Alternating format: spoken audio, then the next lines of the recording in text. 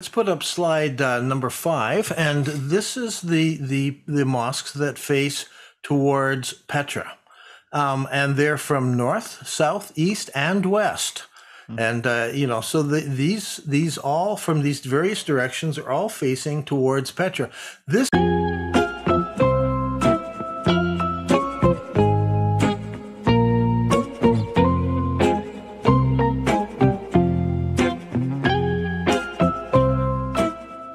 This is what I didn't expect, because these are the earliest mosques. These are from the very first century of Islam. Right. This just it just totally contradicted. I couldn't believe it when I found it. It's still amazing to look at because it contradicts absolutely everything that every Muslim has told me or that I've read in all the Islamic literature. Petra's not mentioned anywhere.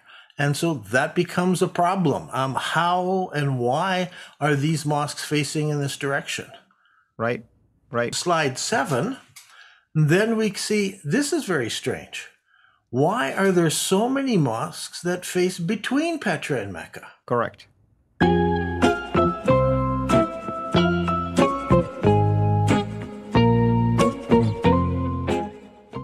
And so this data was very startling. Now, what happens is that this is the data.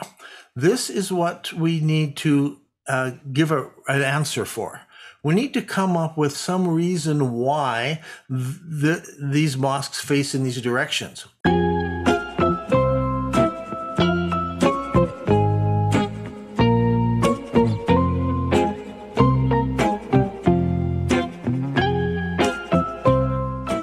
What I find interesting is that there are no erroneous mosques.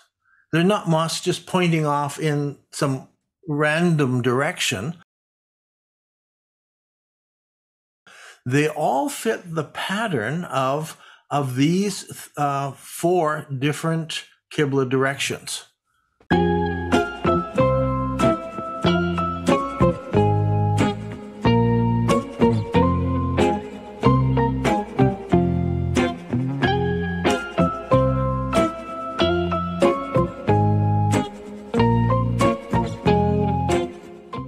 Right. So we need to come up with an explanation. And when I come up with an explanation, lots of people have arguments. And that's fine. But there's a difference between what the data says and what the theories are going to say about why this occurs. That's right. So we're going to end up talking about theories, and if people want to shoot down my theory of why this occurs, I'm fine. We can discuss that. They may have their reasons, but we also need to go back and say, so then what does this mean? If my interpretation, it doesn't satisfy you, then please come up with your own interpretation of what is going on here. Absolutely. And that will be, of course, for the second part of this particular video series, where we're going to talk about the data versus the interpretation. And I want to say this, Dan, maybe the comparison I'm going to use may not be as equivalent to this. But, you know, I watch a lot of crime investigations, and there is something called DNA.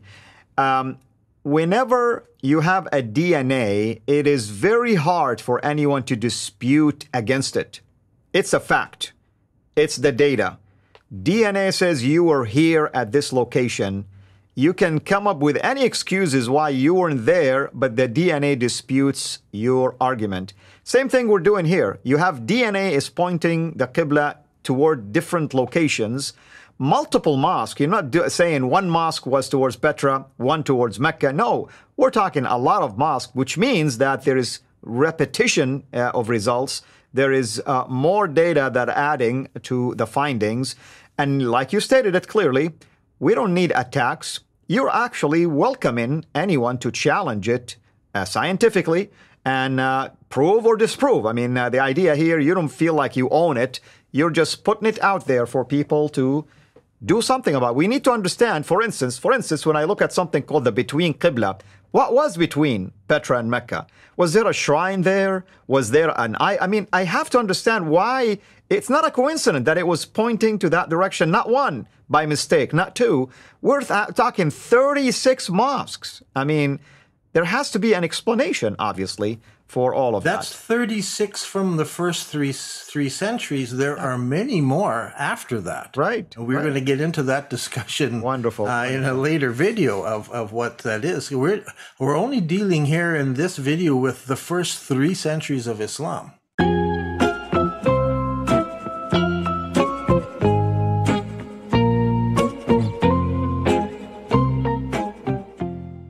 And people tend to attack these conclusions without doing their own counter research. And that's what we're trying to point out here. Do your counter research, present your data, argue it from a scientific standpoint, and that's okay. Let's put it out in a public arena for others to examine. Brother, thank you so much, as always. And please go ahead, finish your thought. Yeah, I think you have. I just wanted to know if we have time to do just 2 quick questions. Absolutely, Some please. of the questions people have is how do you check a mosque? And so if we look at slide 9, what we do is I looked at archaeological reports. Because archaeologists have already visited these places, they've measured, they've taken pictures, they've got diagrams. I can go by the studies that archaeologists have already made.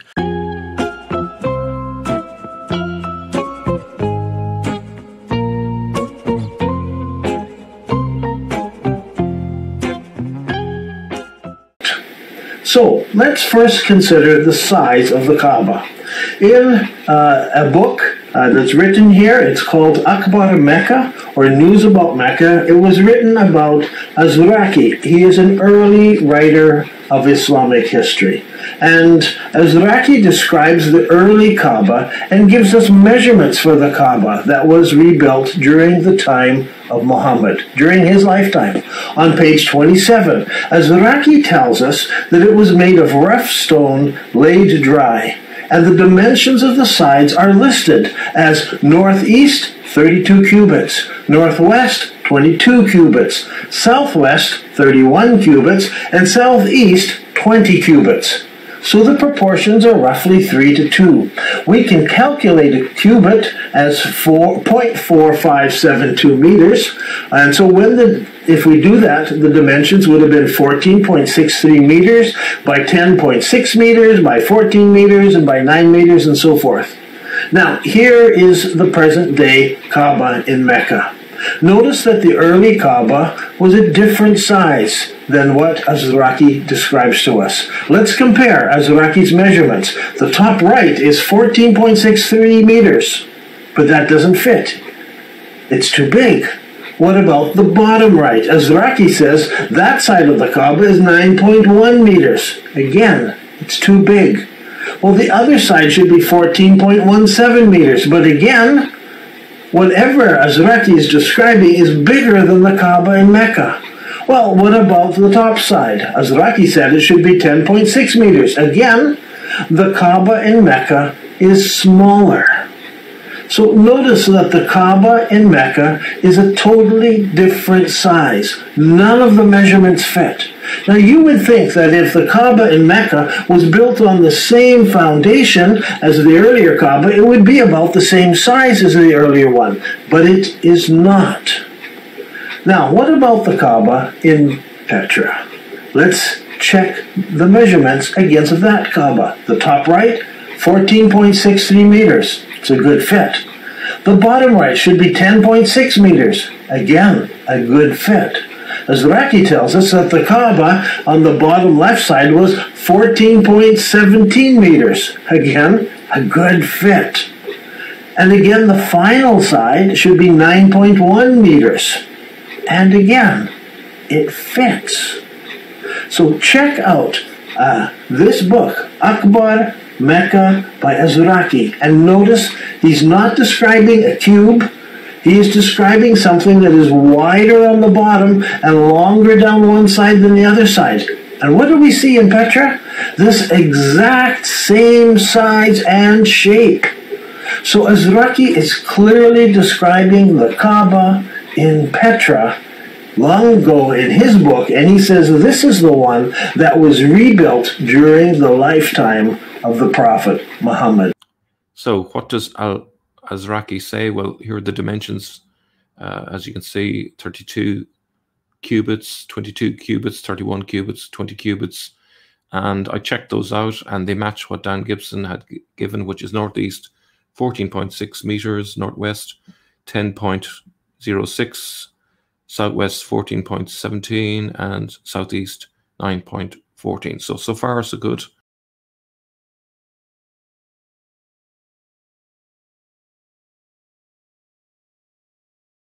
Now, from these two guys, Pat Binder and Dr. Gerard Gautz, that clearly identify this place as a large altar. So it is not considered the foundation of a kabaa, but an altar next to the temple. Okay. Archaeologists consider it an altar and not a kabaa, as claimed by Dan Gibson. It's interesting, in the video that Dan does on this site, he never, from what I've seen in the video, he doesn't refer to the archaeologists who actually worked on the site, which is quite an oversight considering they've been working on this from 1999 right through to 2018, possibly even later. 2019, actually, 2019. Because archaeologists have already visited these places, they've measured, they've taken pictures, they've got diagrams. I can go by the studies that archaeologists have already made.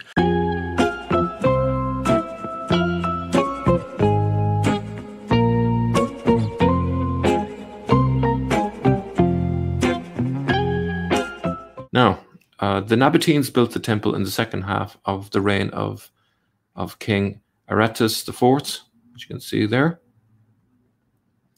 And we found the following. This was the site of a Roman imperial cult. So it was built by the Nabateans, but it was Roman imperial cult. Statues and inscriptions confirm this was an altar and not a kabaa. And as we can see there, in its wide and high apse stood large marble statues that surely represented the Roman emperors Marcus Aurelius and Lucius Verus, who ruled together from 161 to 169 AD. The monument of the imperial cult, inaugurated between 165 and 169 AD, was dedicated to both of them, as evidenced by inscriptions and fragments of sculptures. So here's an example here. At the head of a large marble statue of Marcus Aurelius was found just around the corner from this altar. So this, even without measuring these lengths, we can see that Azraqi is not referring to this. It can't be, because the opposite sides are equal. So do we need to go any further on this? It's, as far as I'm concerned, this is no longer in the running.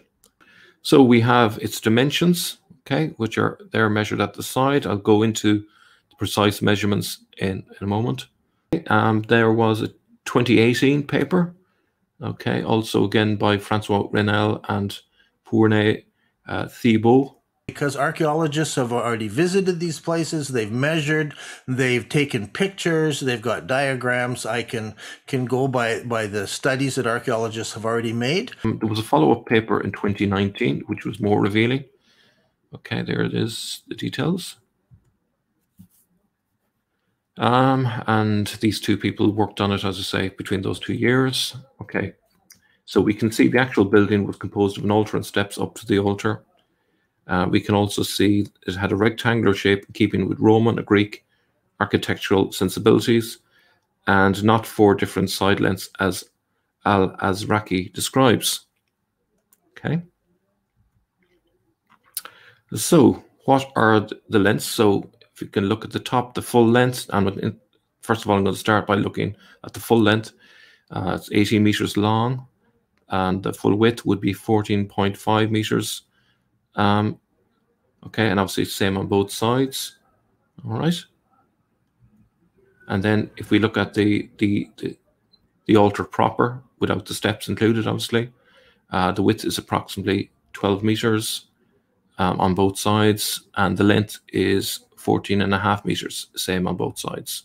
Okay, so that's that. How does that compare? Okay, so we can see al-Azraqi's lengths. Okay, does this resemble al-Azraqi's kabaa? We can say this definitively, no, it doesn't. Azrakis is 2 to 3 meters shorter on its shortest edges. Okay. Now, to put that into perspective, we're talking about an object that's already relatively small. So 2 to 3 meters is not a minor matter. We're talking about the equivalent of about 30% off. So that's not remotely close. We've seen confirmation bias at work with some of the qiblas, notably with Ayla. This is another case of Dan Gibson overturning the work of archaeologists and basically disputing their findings. So this was a team of archaeologists again, and this, as you can see, it's dated 1993 excavations. You can see where they point the qibla to, which is 215 degrees, which is basically southwest, and it seems to point towards Sinai. And there's even a mihrab in the southwestern part, so that should have been a sign that it was correct. Also, in the southwestern part, as you can see, there's a roofing area in the southwestern part consistent with people praying in a southwesterly direction. So everything about this would suggest southwesterly if we were only looking at it without any confirmation bias at hand. And that's what the team confirmed. Because archaeologists have already visited these places, they've measured, they've taken pictures, they've got diagrams. I can go by the studies that archaeologists have already made. I also used satellite, visiting is the best way. Of course. And many mosques, you have to actually go to and visit. And I visited many of these mosques. And right now, there are several other scholars who are working alongside. I'm collaborating with them. Right now, as we speak, there is one in the Middle East. He's got a whole list of different mosques that he is going to and visiting on the ground and doing the checks there because we were having trouble from satellite photos, which is the other one we use to look down at. And sometimes if a new mosque has been built on top of a second one, so it's on the second floor, you can't see that original mosque. So Correct. It needs a visit, someone to go there and actually do the measurement. So that's how we got the data. And on the next slide, slide 10, question is, how do you date a mosque? Because how do I know it's in the first 3 centuries of Islam? So again, we go back to archaeological reports. Many of these archaeologists have visited, they've made reports. Some of it depends on the pottery that's found there. People check, there's pottery, can be easily dated. Coins, ancient coins found in an excavation, help them date. Mortar is the stuff put between stones. And so they mix up mortar with some gravel, and who knows what's in that mortar. And so often they take the mortar and look to see what that's where you find sometimes the pottery and the stones, and you can date, hey, this is when that mosque was built, that pottery and those coins were lying around here. And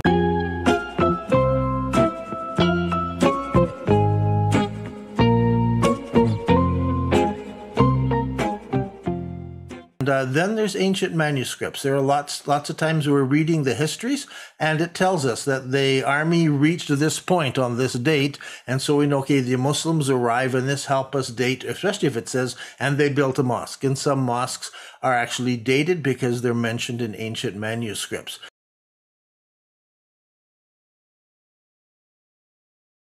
So we have done careful study of this, and So the data is there, and I challenge people, if you don't like the way we measured a mosque, please go and measure it again.